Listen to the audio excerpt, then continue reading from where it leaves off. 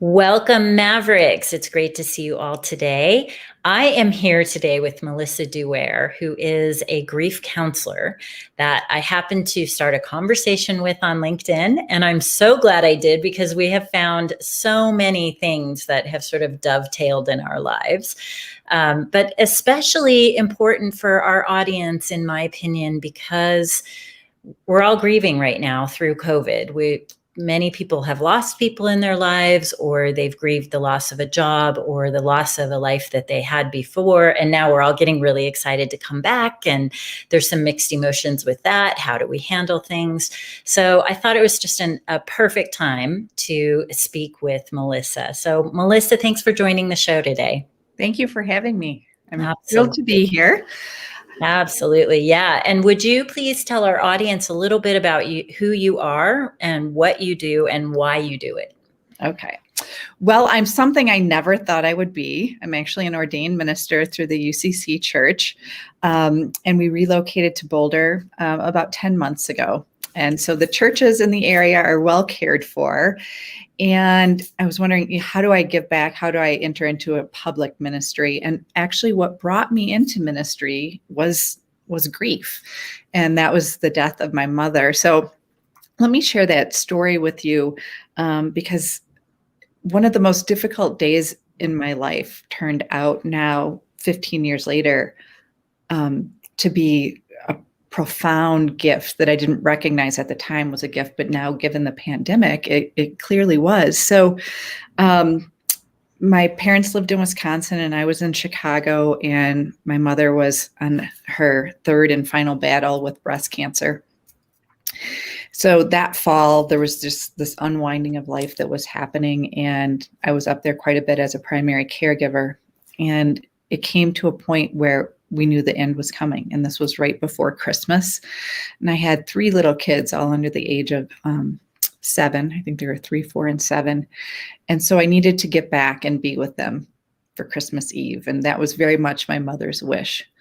So it was late in the afternoon on December 23rd when I walked into her bedroom where we had been caring for her. And at this point, she was unable to speak. And there was a song that she always tried to learn on the piano called Clair de Lune. And she never mastered it because her best friend was her piano teacher. So I turned on Clair de Lune for her and just set the tone and sort of worked into my courage to say goodbye. And that's something that we never think we'll have to do. And here it was happening. And I went in and I sat next to her on her bed, and she was on my dad's side, right? These strange things of how normalcy gets interrupted. She was so thin and so frail. At this point, she wasn't able to speak. And I sat down and I held her hand and I talked to her. And I kissed her on the forehead one time for each of my children and told her that I was never going to let these kids forget about who she was, that Nana Lou would always be alive in their hearts. And then I apologized for being 12, which is something that she never really ever forgave me for. And then I rushed through my courage, and she was trying to talk, and I spoke over her, and I had so much regret because she couldn't get it out. And I was just trying to move through this moment with all of the courage that I had. And that was something that haunted me for a long time. And I finally said goodbye, and I walked out of the room crying, and I got in the car and I drove back to Chicago, but not without being lost on the Milwaukee bypass, going in circles about 4 times, a route that I'd known forever. And I lost. Everything looked familiar and I was lost. And then, fast forward 15 years from now, when we hear about these people who are losing loved ones without the opportunity to say goodbye. Mm-hmm.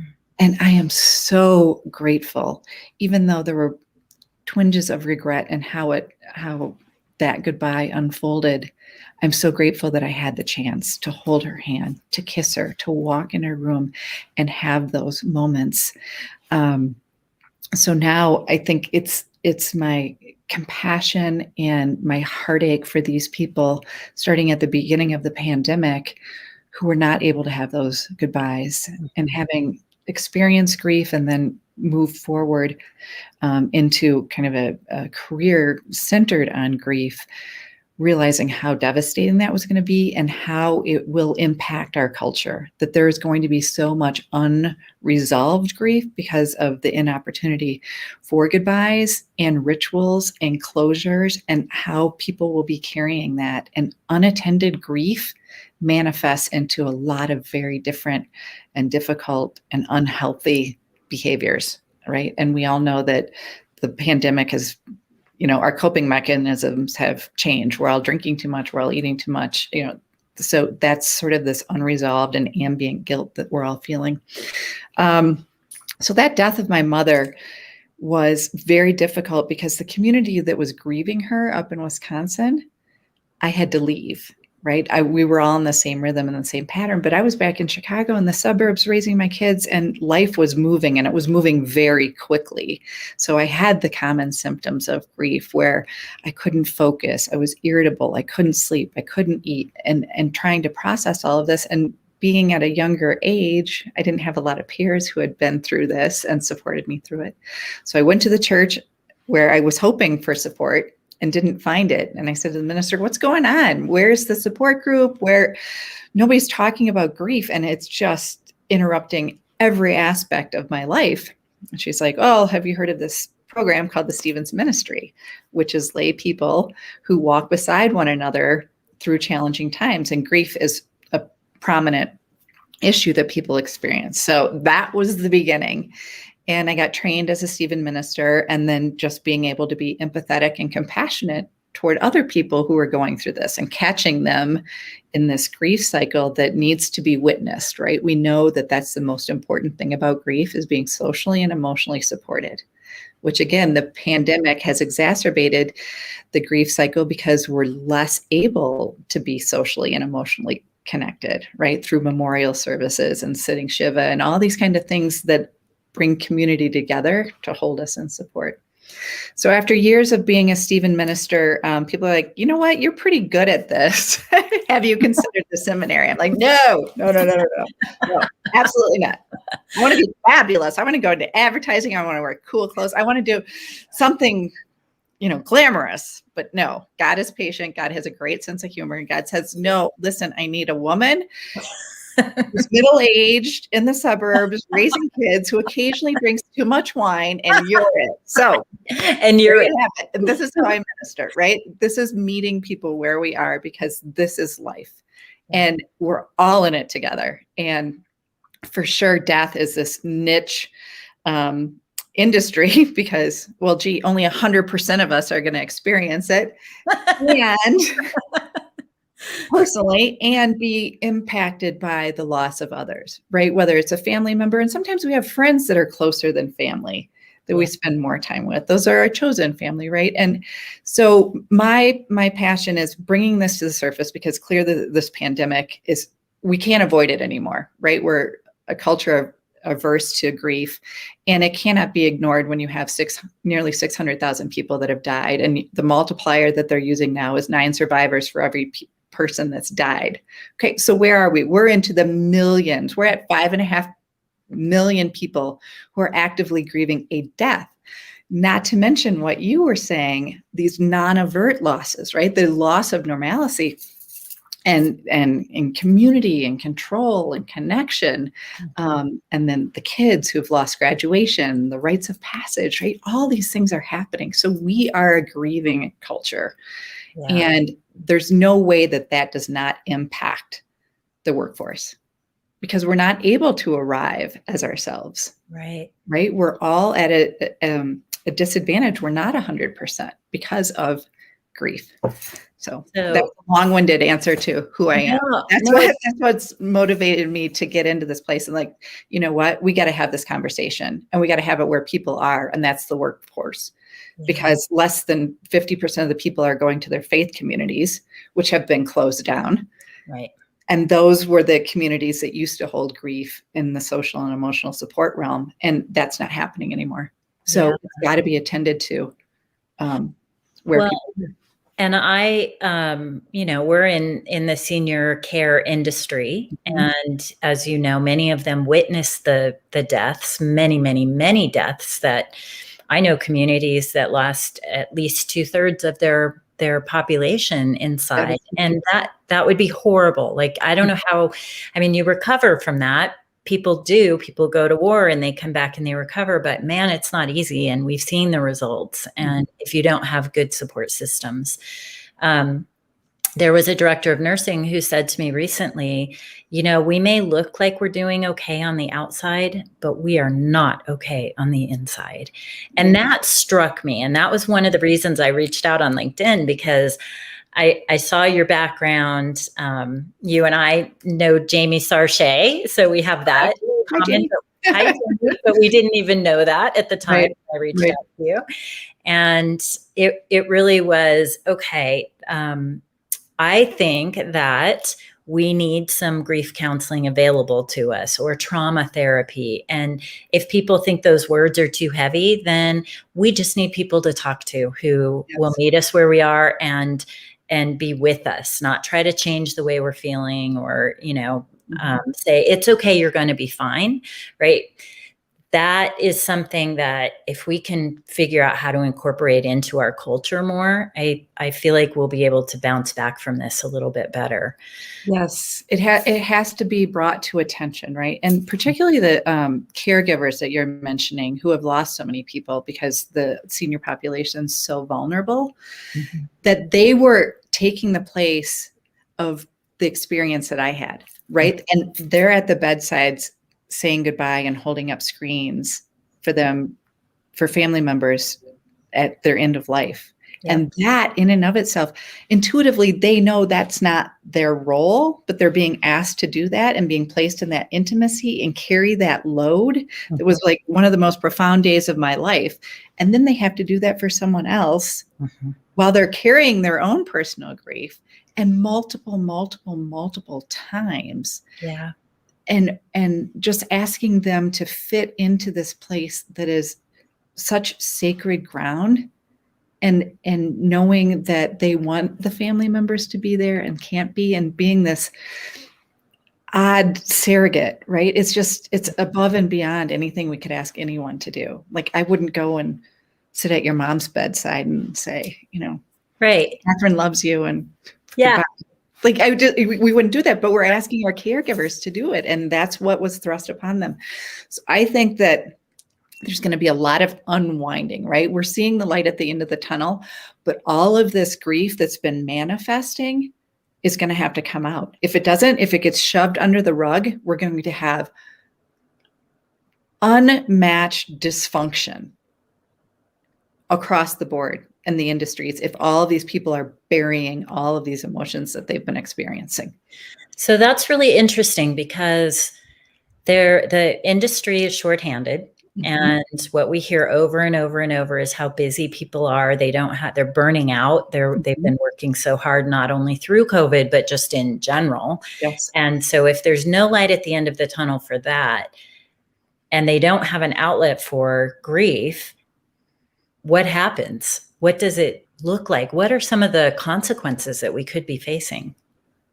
That's the $1,000,000 question. I Yeah. mean, I wish I had an answer for you, but I don't know. But we all reach our breaking point, and I think you're gonna see people who retire early, leave the industry, who, become alcoholics and substance abuse. I mean, all these things are coping mechanisms for situations where there's no boundaries anymore, right? That Yeah. people have been completely burned out.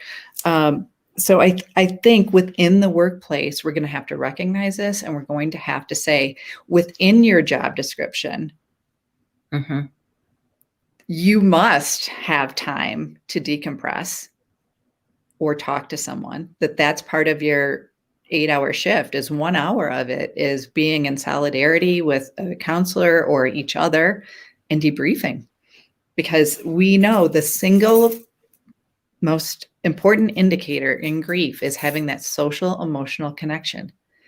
And intuitively we want to isolate, and Mhm. that's juxtaposed to what we need. We need that collaboration, and we need our pain witnessed, and preferably by someone who is either empathetic or sympathetic to it. Mhm. and really listen, because we don't know what we feel until it comes out of our head, right? When you're thinking it's just a jumbled mess, but then, the ability to just air out for an hour and vent takes that tangled knot in our head and just sort of lays it out in kind of linear threads. And then we can make sense of it, right? We're meaning making people. Yeah. Or even 10 minutes if that's all you 10 have. minutes, if that's all you have. And that's one of the reasons I think journaling is so effective, because it gets out of your head and Always it's not another person to witness it. So there are a lot of people grieving now, as we've discussed, who no longer have someone to witness this. So they really are feeling quite alone. What would be your recommendation for them?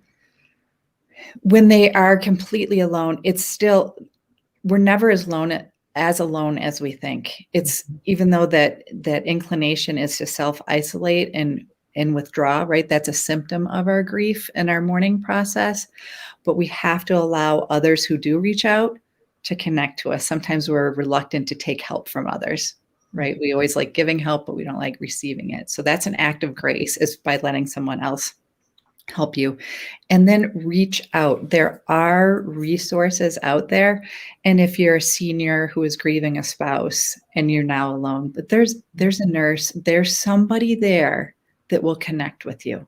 Mhm. There's somebody else in that living unit sitting at the table across from you who has lost someone.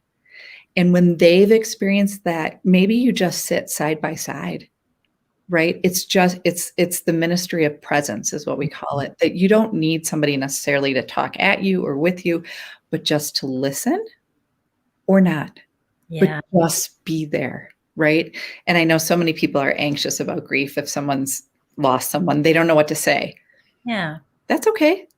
It's not about what you're going to say, because you're not changing their circumstances, right? Yeah. No one's placing the burden of you to say the right words to make everything magically better. Right.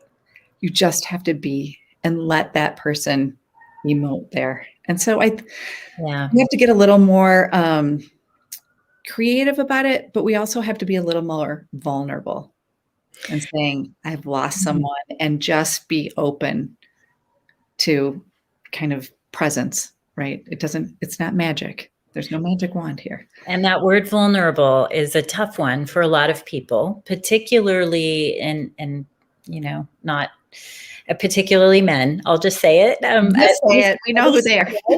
we know that the majority of men have difficulty showing emotions, at least probably in my generation and higher, because that's just, you weren't allowed to. And it was not considered a good thing to do. So if you have been raised that way, how do you get past that strong hold that can take you? Because it's overtaken me sometimes too. Like, I'm not going to let anyone see how vulnerable I am and how sad I am. I'm not going to grieve this. I'm not. You know? Yes. And why? There's no trophy for not emoting. Right. Right. You're not going to see me cry. Why won't you? And hey, I have an 81-year-old dad. I get this, but he's very soft and very tender. And what we do know is that men soften in age as their testosterone levels lower. So they can become more emotional and compassionate. And with women, we turn the other way. We're like, we're done taking care of everybody. It's like, fend for yourself. We get hard and crusty. And then the 65-year-old men are so tender, and they're like, honey, let's have dinner together. Like, forget it. I'm out of here. I'm going to book club. Right. So role reversal. But so there is a tenderheartedness. And I know we do have the gender stereotypes, which there's a reason. However, we're all human. That's the common denominator. And we all know how to love.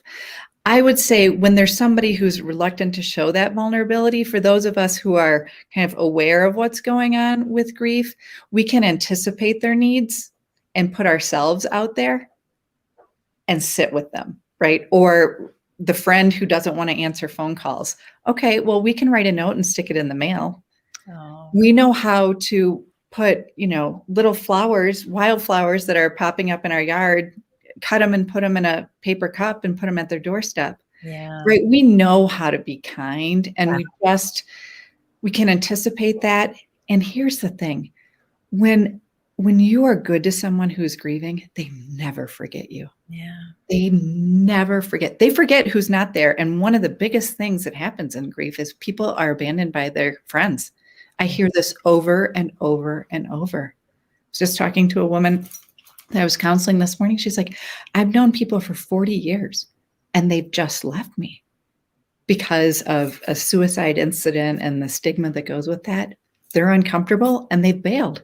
And she's never needed her friends more. So now she's grieving the loss of her sister that committed suicide, and also they're her friends, right? That's compounded grief, and it's tragic. So here's my big plea to everyone is just walk gently through the world and treat others the way you would want to be treated, or better, because sometimes we don't treat ourselves well.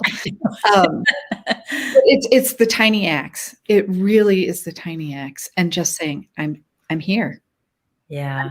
I'm here to hear, and I will listen, right? And I guess when you're in that active listening mode, the only thing I would caution against, because it's just who we are as Westerners, Western culture, it's not a competition. Share, don't compare, right? You don't want to say, I know exactly how you feel. Yeah. You might have some idea, but not everything. So just give them that space. And when someone starts to cry, cheer them on. Yes, go for it. Do not fight back those tears, because those are absolutely a gift. Yeah. And I know that too, it can be really important to allow them to process on their own time, which can be really hard if you've seen someone in pain for a long period of time. But when they have so much pain that on the outside, it almost feels like they're afraid to get vulnerable because they might die, right? That's what it feels like. I've been in that spot. Like, if I feel this, I might actually die. That's how I feel. So I'm never going to feel it. So I like that. Walk gentle, treat people as you want to be treated, or better. You're right. We don't treat ourselves very well. And just be okay with wherever they're at. And it can be really hard to do. And I have been the person young in my life where I went, oh my gosh, I don't know what to say. I think I'm going to go hide. And I would say maybe 20 years ago, I had a really great experience where I didn't hide. And I get, wow, how powerful this is to be with someone during their grief. It's sacred space. It really is, because they are changing. They're changed forever. Yeah. And you're a witness to that pain that's going to change them.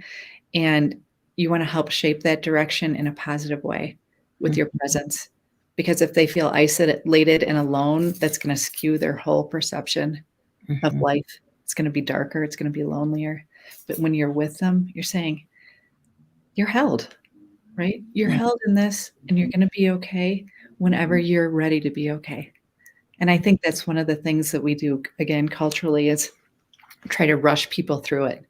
You're strong. You can do this, instead of giving that space to lament, right? We need to honor sadness. And I think too often we rush through it because it's devastating, right? If anyone's gone through a significant, it's heartache. Yeah. It physically hurts, right? You have a pit in your stomach. Your heart aches. You can't focus. And the only way to get through that is to be in it and allow it to air out.